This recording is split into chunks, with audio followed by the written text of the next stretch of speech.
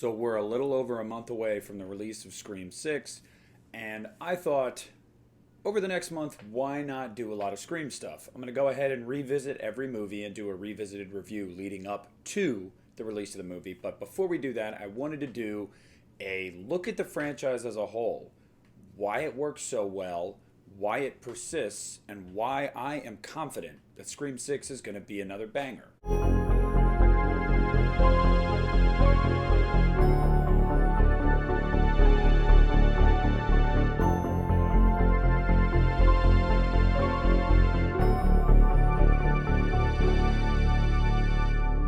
Hey everybody, what's up? Nick here, and I wanted to talk about the Scream franchise tonight. Now, I'm not going to get into like super deep specifics about every movie and really dissect every one of them. No, we'll do that when I go and do my revisited of each movie leading up to Scream 6, which will be coming this month. But I wanted to look at the franchise as a whole. Now, obviously, the first movie came out in 1996 and really changed the game for horror. It brought back the slasher subgenre, but in a different way. You know, Scream was a very self-aware, meta slasher movie, but also was new. It was something we hadn't really seen before, and it was really interesting to kind of get that injection of new life into such an old subgenre that had seemed kind of worn out at that point. Now, before anybody comes at me and says, no, there were movies like this before Jason Lives, I know. But I'm saying not one that really broke through in pop culture like this one. Not one that I think really leaned heavily enough into its meta commentary like Scream did. So Scream comes out, it's a box office hit, does well with the critics and fans alike, and it was awesome. Scream 2 comes out, I don't even know if it was a year later, it might have been like 11 months later, and it was the same thing. Box office hit, critical success. Scream 3 comes along a few years later, still a mild box office hit, less than the first two, and just so-so with critics. Scream 4 comes out, a little bit better with the critics, but it seemed like the franchise was kind of losing its legs, and it was kind of dying off. Part of that might have been the delay of almost a decade between sequels. Well, fret not, because then there's another delay of almost a decade, or actually it was a little over a decade between sequels with Scream 5, but Scream 5, I think, was an instance of absence made the heart grow fonder, and slashers were in again. See, when Scream 4 came out in 2011, slashers weren't really in. We were in the remake, paranormal movies, found footage era. And Scream 4 didn't really find its place in that era. Scream 5, however, was right in the heat of, Halloween coming back, and Chucky, and Candyman, and, all this stuff. And people were like, yes, slashers again. So it was the perfect time for them to strike with returning to Scream.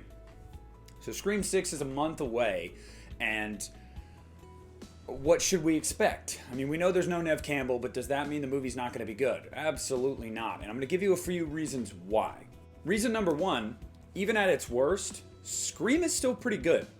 In my opinion, Scream 3 is my least favorite movie in the series, and most people would say it's either 3 or 4. I think everybody agrees it's either 3 or 4. I have seen a few outliers with Scream 5, but no, sorry, can't get behind it, but that's just my opinion. Even at its worst, it's still pretty good though. If Scream 3 or Scream 4 are your worst movies in a series, you're not doing that bad. Scream 3's issues are things like the voice changer and things like the ending where it's like, oh, Billy and Stu didn't concoct this all by themselves and there was this other driving force behind it, and it pissed some people off. I didn't mind the ending. Honestly, mine was more the characters, the ancillary characters in the movie. But it's a good movie. Scream 4, aside from looking like it was shot with an Instagram filter, and I didn't really care for the killer reveal and the motive, it's still a really solid movie with some good kills, some good one-liners, and some great performances by the OG cast. So it's like, even when it's not at its best, it's still pretty good. Now, look at other franchises in perspective. You know, let's put this in perspective. Let's look. Okay, Halloween. Most would say Halloween Resurrection. Scream 3 and Scream 4, not on the level of dog shit that movie is. Nightmare on Elm Street, Freddy's Dead. Different stratospheres. Friday the 13th, a lot of people would say Jason Goes to Hell or Jason Takes Manhattan or whatever it might be. Still, different leagues. They're in different leagues. And that is my point. Even when this franchise hasn't worked to its like fullest potential, it's still been pretty damn good. So that's one reason to be optimistic about this movie. Another strength of this series as a whole, and a reason to be optimistic about Scream 6, is the characters. Throughout all of these movies, whether it's the casting or the characters this cast is playing, they're solid across the board most of the time. We have great, memorable characters in this series, from Sydney to Gail to Dewey to Kirby to Randy. I mean, you name it. And that continued in Scream 5 with Tara. I really like Tara. Chad, Mindy. There's a lot of people to really like in every one of these movies. That's something that this franchise does so well that so many other horror franchises just can't get right. Whether they don't get it right with the casting or whether they don't get it right with the characters that they've written for that cast, Scream has been pretty consistent across the board. They've all been just surprisingly solid. At worst, you can say solid. Scream 3, again, my least favorite because I feel like this is the movie with the weakest supporting cast, but there's still really good ones in that movie. Another reason that this series persists, and another reason to be excited for Scream 6, is the ingenuity, the freshness that every movie brings. Now, you might go, now hold on now, they're just playing up old tired slasher tropes, and to a point you'd be correct. But what I am referencing is solely the fact that Ghostface is ever changing. It's always a new person or people, 1. 2, there's always a new motivation or a twist on an old motivation. And 3, it's always a whodunit. You always have to put the pieces together and go along this journey to find out who did it. And even if you find out who did it early on, you might, think, oh, I think I have this one figured out. What you don't know is why. And I've always said with the Scream movies, it's not about who, it's about why. That's what's always been interesting to me. With Scream 5, I knew it was Amber. Like, within the first 15 minutes of the movie, I saw her and I was like, I feel like she's one of them. But I didn't know why. And then when you think you know why, oh, it's because Sam was estranged from Tara and she's looking out for Tara. No, that wasn't the motivation at all. The motivation was actually pretty accurate with the times we're living in right now. And in hindsight, Scream 2022 looks ahead of its time. But that's another reason that this franchise works and it persists. But the biggest one for me is overall the writing. The writing, whether it's been mostly Kevin Williamson. Obviously, Scream 5, we had like Guy Busick and James Vanderbilt. And we also had in Scream 3, we had, I believe, Aaron Kruger on for most of it. I don't know if Kevin wrote any of that movie or if he just gave little bits and pieces, but it was mostly Aaron Kruger. The writing pretty much throughout has been solid because, again, you guys might say, well, I knew who the killer was, but you didn't know why. Or you didn't know who the second killer was, or whatever it might be. There's always been this kind of smart, witty commentary and underlying tone throughout all of these movies. And no matter what, there's always going to be something that surprises you. It might not surprise you for the good. Sometimes it might surprise you in the way that it pisses you off, but it's going to surprise you. And that in and of itself is incredibly invaluable because too often do we get recycled shit over and over again that doesn't break any new ground, is not interesting in the slightest, and you're left at the end of it going, why did I waste my time? Scream doesn't do that. Overall, I think that this series persists and continues to be so strong and have such the following and the fan base it does is because of all those reasons and then some. Overall, it's just a very smart series with a really interesting killer because you never know who the killer is, even though you always say Ghostface. You never know why. You don't always know who is involved. There's always so much meat on the bone here. Scream was ahead of its time. It just was, and it broke new ground.